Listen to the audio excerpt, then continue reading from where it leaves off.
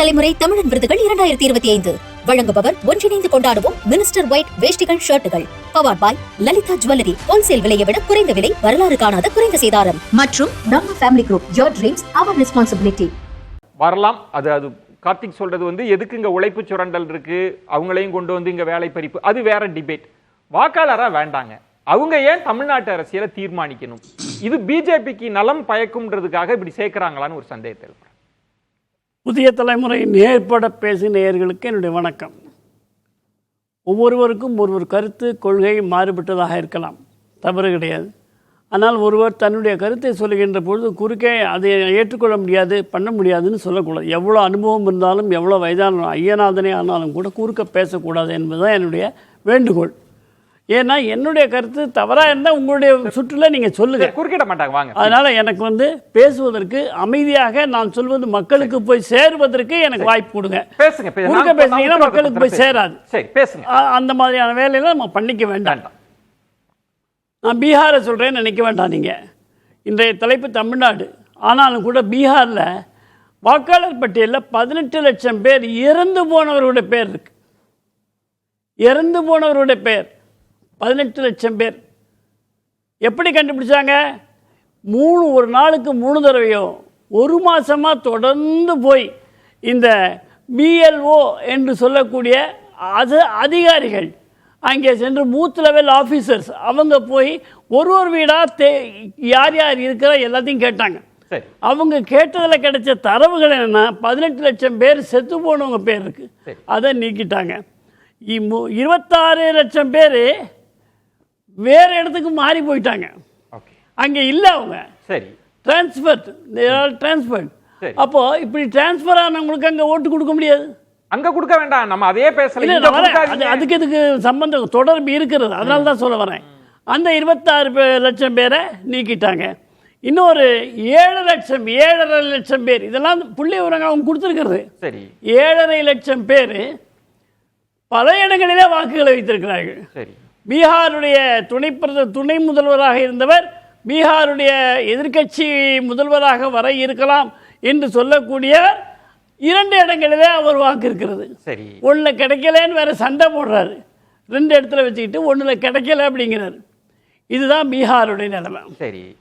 இந்த நிலையில் இந்திய அரசியல்வாதிகள் சொன்னது, தமிழகத்தில் இருக்கக்கூடிய அரசியல்வாதிகள் உட்பட, நான் இடும்பவனை பற்றி நான் பேச வரல, ஏன்னா அவங்களுடைய கொள்கையே தனி, மற்ற அரசியல் கட்சியை காட்டிலும் மிக மிக தனியானது. தனிமையாக தான் அவங்க நிற்கிறாங்க தேர்தலில். அவங்களுடைய கொள்கையை பலமாக சொல்கிறாங்க. 50 ஆண்டுகளானாலும் கூட இதை நாங்கள் நிறைவேற்றுவோம் என்ற ஒரு பிடிவாதத்தில் அவங்க இருக்கிறாங்க. பெரிய பிரதான கட்சிகள் எல்லாமே கொடுக்கக்கூடாதுன்றாங்க. நான் அதுக்கு வரேன். நான் ஏன் கொடுக்கக்கூடாதுன்னு சொல்கிறாங்கன்றதுக்கு எனக்கு விளக்க வேணும். ஏன்னா பீகாரில் இந்த மாதிரி நீக்கப்பட்டவர்கள், பீகாரில் நீக்கப்பட்டவர்களை எல்லாம் பீகாரில் இருந்து கொண்டு வந்து தமிழ்நாட்டில் குடிபெயர வைக்கிறாங்க. ஏன்னா பீகாரில் எதிர்கட்சி வெற்றி பெற்று விடக்கூடாது என்பதற்காக இத்தனை ஓட்டை இல்லைன்னாக்கிட்டாங்க. இதுதானே பார்லிமெண்ட்டில் பேசினாங்க. பீகாரில் அவர்கள் நீக்கிய வாக்காளர்கள் எல்லாம் பாஜகவுக்கு எதிரானவர்கள், அப்படி தானே பேசினாங்க. அப்போ இங்கே வந்துட்டா பாஜகவுக்கு ஆதரவாளர்கள் ஆகிடுவாங்களா? இல்லை, நீங்க ஒரு தர்க்கமா வைக்கிறீங்க. பாயிண்ட் என்னன்னா, இது தமிழ்நாட்டுக்கு வந்தா பாஜகவுக்கு ஆதரவாளர். பாயிண்ட் என்னன்னா சார், நீங்க பீகார்ல இருந்தா பாஜகவுக்கு எதிரானவர்கள் ஆவாங்க. அது எப்படி?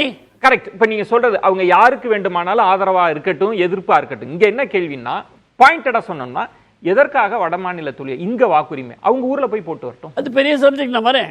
அது நீண்ட ஒரு விஷயங்கள் புரிய வைக்கணும். சும்மா நீங்க கேள்வி கேட்கறதுமா ஒத்தையாரட்டையான்னு சொல்றது இல்ல. பாயிண்டடா வந்துருங்க. வரேன். ஒத்தையாரட்டையான்னு சொன்னா மக்களுக்கு புரியாது, நாம நமக்கு கூட தான் பேசிக்கணும். எனக்கு புரிய வைங்களேன். உங்களுக்கு புரிய, நீங்க மக்களுக்கு புரியுமோ உங்களுக்கும் சேர்த்து புரியும். அதாவது ஒரிசாவில் பாண்டியன் அவர்களை பற்றி அமித்ஷா சொன்னாரு, அழகா சொன்னாங்க. இங்க அது தவறு அப்படின்னு அன்றைக்கு சொன்னோம் இல்லையா? அப்படி பேசக்கூடாது இன்றைக்கும் சொல்லுகிறோம் இல்லையா? அதைத்தானே இப்போ நம்ம இங்கே பண்ணிக்கிட்டு இருக்கிறோம். உங்களுக்கு என்ன ஒன்று, நமக்கு என்ன ஒன்றா? எப்படி அது? பாண்டியன் தமிழன் அதுக்கு தான் சொன்னேன். முதல்ல அதுக்கு தான் குறுக்க சட்டம்னு சொல்றீங்க. உங்களால உட்கார சட்டம் ஏன் முடியாது. தூங்கிட்டு இருந்ததுன்னு உங்களால உட்கார முடியாது. அதெல்லாம் நீங்க உட்கார கேட்ட முடியாது. கேள்விக்கான பதில் சரி, இப்படி வாங்க, அந்த பாயிண்ட்க்கு வாங்களே. அந்த துண்டை கழட்டி போட்டு பேசுங்க. அந்த துண்டை கழட்டி போட்டு பேசுங்க. சட்டம் எல்லாருக்கும் சரின்னா அன்னைக்கு ஏன் தேர்தல் ஆணையம் தூங்கிட்டு இருந்தது அப்படின்றத சொல்லுங்க முதல்ல. நீங்க பேசுறீங்களே ஏதாவது விட வேண்டியது. அவருக்கே என் மாநிலம் எங்க மாநிலம் அப்படிதான் கொதிக்கும்.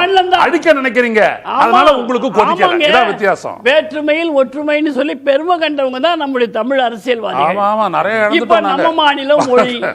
நான் என்ன கேட்கிறேன், மாறன் அவர்கள் வேட்பாளராக நின்ற போது ஹிந்தியில தானே ஓட்டு கேட்டீங்க?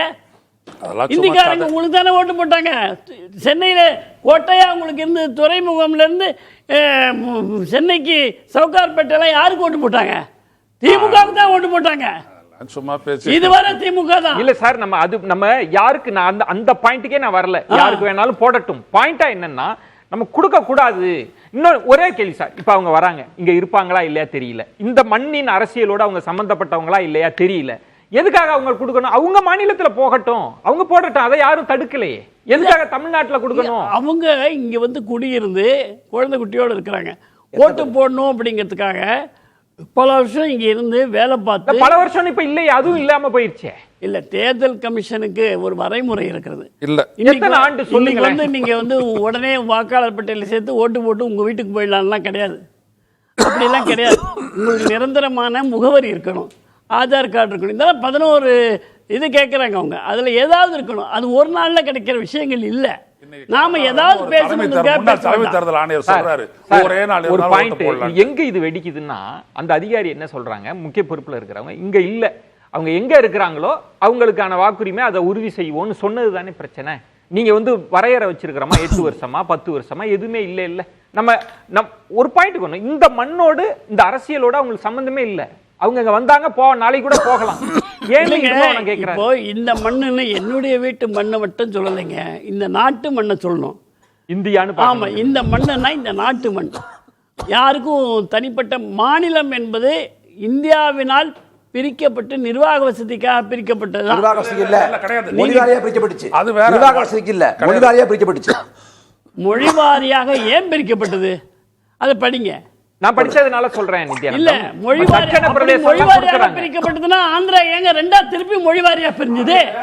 அது அந்த மக்கள் கோரிக்கை, அந்த மக்கள் கோரிக்கை வச்சு போராடுறாங்க. ஆமாங்க, ஒரே மொழி பேசுறவங்க எப்படிங்க ரெண்டு மாநிலம் கேட்டாங்க? முதல்ல நிர்வாக பின்னாடிங்க, அது முதல்ல கேட்டது விசாலாத்திர முன்னாடி முதல்ல நடந்த போராட்டம் என்ன? விசாலாத்திர போராட்டத்தோட வரலாறு தெரியுமா தெரியாதா உங்களுக்கு? அவர் பேசட்டுமே. அவர் சும்மா போய் சொல்லிட்டே போறாரு. ஏன் ஒரே முடியும் அந்த பிரிஞ்சதுன்றாரு? அவர் கருத்து போய் சொல்றாருல, is misleading. he doesn't have the right to mislead. அவர் கருத்து சொல்லட்டும். நித்யானந்தன் கருத்து சொல்லுங்க. போய் சொல்றது ஏங்க நான் கேட்டிட்டு இருக்கேன். ஐயனாதன் மக்கள் கேட்பாங்க. அவர் மக்கள் முடிவு எடுக்கட்டும். ஐயனாதன் அவர் பேசாதே கேட்காபாங்க. ஏன் குதிக்க கூடாது? ஏன் மாநிலத்தை பத்தி பேசுற? நான் தான் குதிப்பேன்.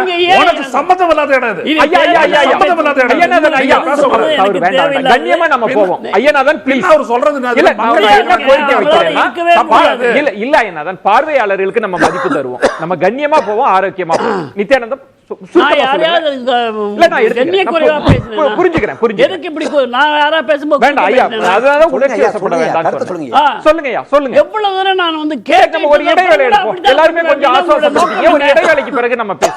புதிய தலைமுறை தமிழன் விருதுகள் 2025 வழங்குபவர் ஒன்றிணைந்து கொண்டாடுவோம் மினிஸ்டர் ஒயிட் வேஷ்டிகள் ஷர்ட்டுகள். Powered by Lalitha jewellery. Wholesale விலையை விட குறைந்த விலை, வரலாறு காணாத குறைந்த சேதாரம் மற்றும் நம்ம family group. Your dreams our responsibility.